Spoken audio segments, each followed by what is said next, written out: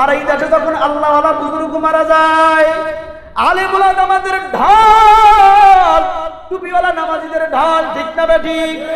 করোনাকালীন সময় আল্লামা জুবায়ের আহমদ আনসারী ব্রাহ্মণবাড়িয়ার বাংলাদেশের একজন উজ্জ্বল মুফাসসিরে কোরআন ছিলেন, তিনি যখন মারা যায়, জানা যায় করোনা লকডাউন চলতেছে, গাড়ি ঘোড়া চলা নিষেধ, সকাল হওয়ার আগে মাঠ ঘাট সব ব্লক হয়ে গেছে, সাংবাদিকেরা ঠেকাইতে পারে নাই, প্রশাসন ঠেকাইতে পারে নাই, সবাই কয় এগুলা মানুষ না, আসমান থেকে রহমতের ফেরেশতা এসে গেছে। আল্লাহু আকবার।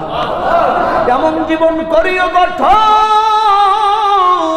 মরিলে হাসবে তুমি, কাঁদিবে ভুবন।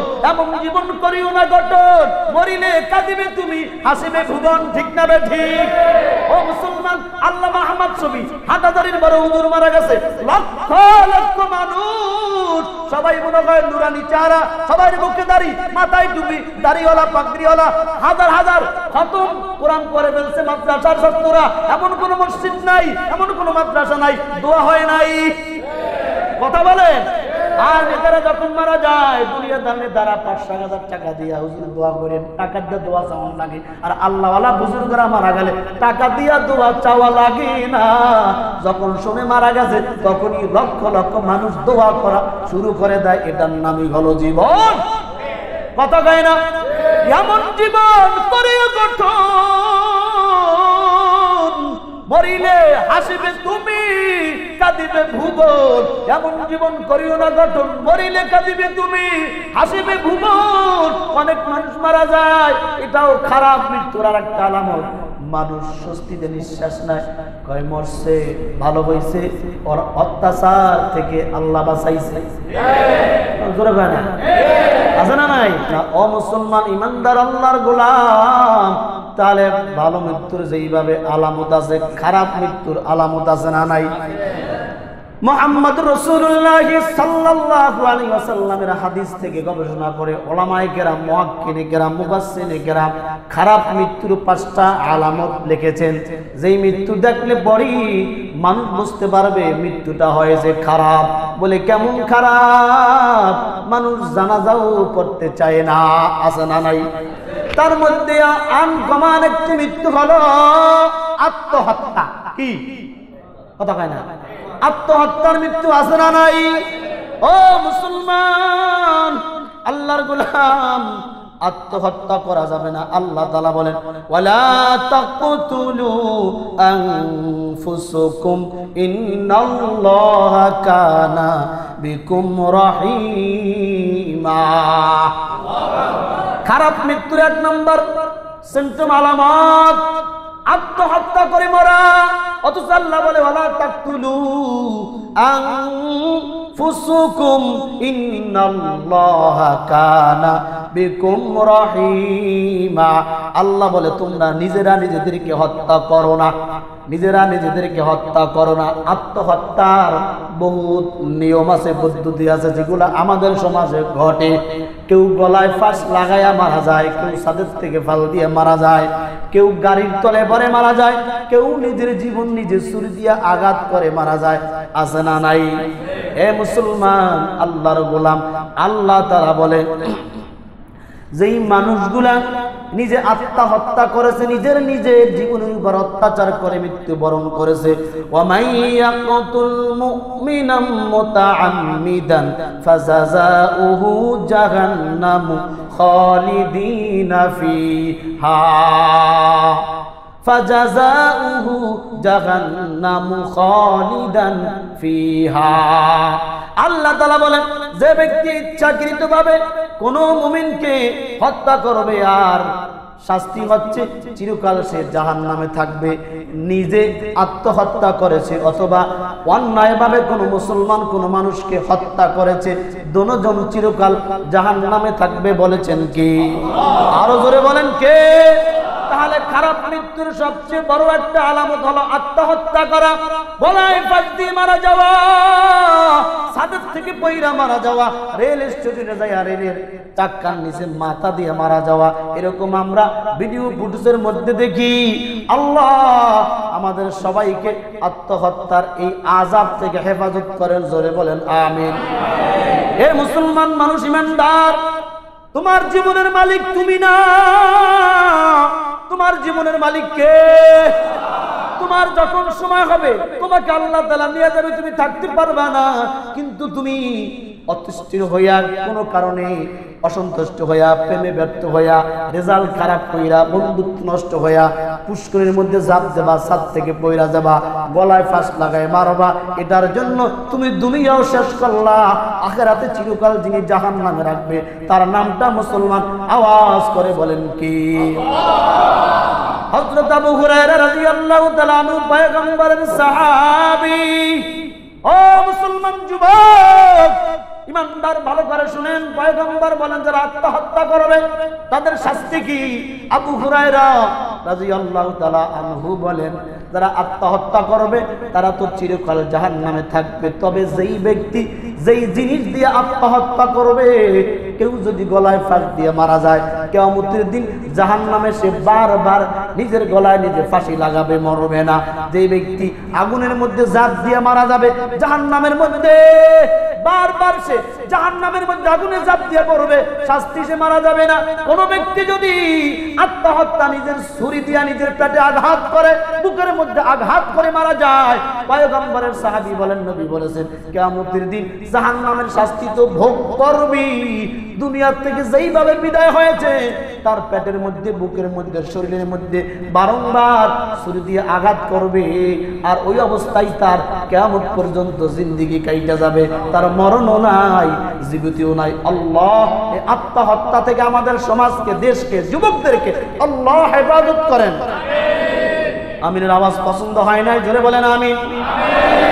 আর একটা মাসালা ভালো করে শুনে নেন, মুসলমান যারা আত্মহত্যা করে মারা যায়, ফাঁসির কাছে ঝুলে নিজে নিজে মারা যায়, অথবা অন্যায় ভাবে নিজে জুলুম করে মারা গেছে, এদের জানাজার বিধান কি?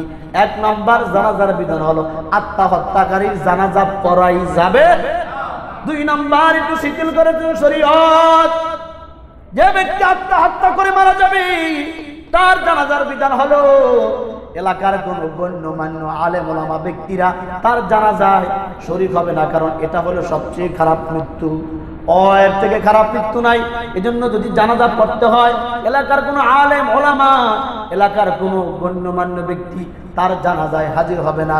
কোন রকম লালটু বল্টু দিয়া জানাজা পড়াইয়া তাকে কবরস্থ করা হবে, কারণ এটা হলো শাস্তি।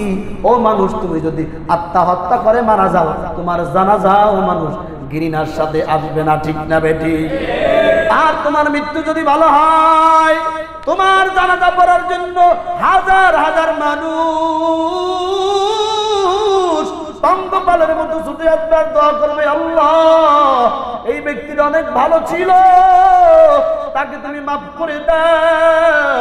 আল্লাহর বান্দার একজনের জানাজার নমুনা বলি, আল্লাহর বান্দা এমন আল্লাহওয়ালা, এমন বুজুর্গ, মরার আগে শর্ত দিয়া গেছেন, আমি মরার পরে যেহেতু আমি নামি দেবী ব্যক্তি, আমি বুজুর্গ, আমার নাম শান শওকত সবাই জানে, তবে আমি মরার পর হাজার হাজার মানুষ জানাজা পড়তে আসবে। ও আমার খলিফার, আমার সন্তানেরা, আমার জানাজা সবাই পড়াইতে পারবে না। যাদের মধ্যে চারটা আলামত পাওয়া যাবে, শর্ত পাওয়া যাবে, আমি যে শর্ত চারটা বলে যাব, এই শর্ত চারটা যদি কোন মানুষের মধ্যে পাও, তার দিয়ে আমার জানাজার ইমামতি করাবা।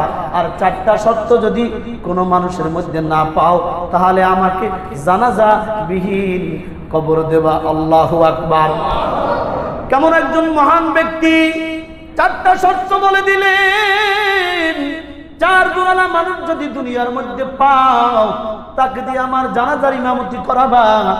আর যদি চার গুণালা ব্যক্তি না পাও, জানাজা দরকার নাই। বলছে কাদেরকে? সন্তানদেরকে বলছে, তার যে মুরিদান ছিল তাদেরকে বলছে, তার যে একান্ত পিএস খাদেম ছিল তাকে বলছে। তিনি কে? তিনি হলেন খাজা কুতুবউদ্দিন বখতিয়ার কাকি রহমাতুল্লাহ আলাইহি। ওই যে দিল্লির মধ্যে এখনো কুতুব মিনার দাঁড়িয়ে আছে, তার নামে খাজা কুতুবউদ্দিন বখতিয়ার কাকি রহমাতুল্লাহ আলাইহি। মৃত্যুর আগে এই ঘটনা। আমাদের দেশে খাজা আছে না নাই? খাজার ভক্ত মাঝে মাঝে গাঁজা খায়, খাজার মাজার গাঁজা না খাইলে জমে না, আছে না নাই? একদিন কয়, হুজুর আমার খাজার নামে আমি বাস্তবতা বলি। হুজুর কালকে খাজার ওরস মোবারক, একটু খাজার জন্য দোয়া করেন। আমি বললাম আপনার খাজার নাম কি? এইটা তো জানি না। আমার বলছে খাজার নাম সেটা জানে না, কিন্তু খাজার ভক্ত। এই বাংলাদেশে যত খাজার ভক্ত দেখলাম, গবেষণা করে দেখলাম, সব মাজার আর গাজা, জট, মদ, জুয়াবা, ইয়াবা আর নারীর ভক্ত। আর যারা অরিজিনাল খাজার ভক্ত, খাজা মঈনুদ্দিন চিশতি রহমাতুল্লাহ আলাইহি যারা ভক্ত, খাজা মঈনুদ্দিন চিশতি রহমাতুল্লাহ আলাইহি এমন একজন আল্লাহওয়ালা বুজুর্গ, যার এক বয়ানে 90 লক্ষ বিধর্মী কালেমা পড়ে মুসলমান হয়ে গেছি। খাজা মঈনুদ্দিন চিশতি এমন এক বুজুর্গের নাম, যার জীবনে কোনোদিন তাহাজ্জুদ কাজা হয় নাই, যিনি কোনোদিন গাঁজা খায় নাই, যিনি কোনোদিন শিরক করে নাই, যিনি কোনোদিন বেদাত করে নাই। আর আজকে বাংলাদেশে যারা খাজার ভক্ত, এরা সবাই গাঞ্জার ভক্ত। চটালা জটলা গায়ের থেকে আস্তা পাড়ার গন্ধ আসে, ঠিক না ভাই? খাজা কুতুবউদ্দিন বখতিয়ার কাকি রহমাতুল্লাহ আলাইহি ডাক দিয়া বললেন, আমার ভক্তরা, ও আমার ছেলে সন্তান, আমার খাদেম, আমি মারা যাওয়ার পরে আমার জানাজা পড়ার জন্য লক্ষ লক্ষ মানুষ চলে আসবে, তবে আমার জানাজার ইমামতি সবাই করতে দেবা না। যার মধ্যে 4টা শর্ত পাওয়া যাবে তাকে দিয়ে আমার জানাজার ইমামতি করাবা। আল্লাহু আকবার। খাজা কুতুবউদ্দিন বখতিয়ার কাকি রহমাতুল্লাহ আলাইহি মৃত্যুবরণ করলেন। তার মৃত্যুর সংবাদ শুনে লক্ষ লক্ষ মানুষ হাজির জানাজা। কারণ যে ব্যক্তি ভালো হয় তার জানাজা পড়ার জন্য মানুষ দৌড়ায়। আমাদের দেশে আরো এক গ্রুপের মানুষ জানাজা পড়ার জন্য ভিড় করে, সেটা হলো নেতা যদি মারা যায়, নেতার জানাজা পড়ার জন্য পরে রাজনীতির পথ ঠিক রাখার জন্য। কথা কয় না? দেখবেন এই দেশে বড় বড় নেতারা মারা যায়, প্রথম সারিতে যারা দাঁড়াইয়া জানাজা পড়ে, খোদার কসম একটাও ফজরের নামাজ পড়ে নাই, একটার মুখের মধ্যে দাড়ি নাই, একটার মাথায় টুপি নাই, তালাশ করলে দেখা যাবে অধিকাংশটার উযুই নাই। কথা কয় না? ঠিক যাবে ঠিক। নেতাকে সমবেদনা জানানোর জন্য জানাজার প্রথম কাতারে হাজির হয়েছে। খোদার কসম ওই ব্যক্তিরা জানাজায় উপস্থিত হওয়ার কারণে নেতার আত্মায় মাগফিরাত হয় নাই, বরং ওইগুলা গুনাহগার থাকার কারণে তার কবরের আযাব আরো বাড়ানো হবে। ঠিক না বেটি? আর এই দেশে যখন আল্লাহওয়ালা বুজুর্গ মারা যায়, আলেমুল আমাদের ঢাল, টুপিওয়ালা নামাজীদের ঢাল। ঠিক না বেটি?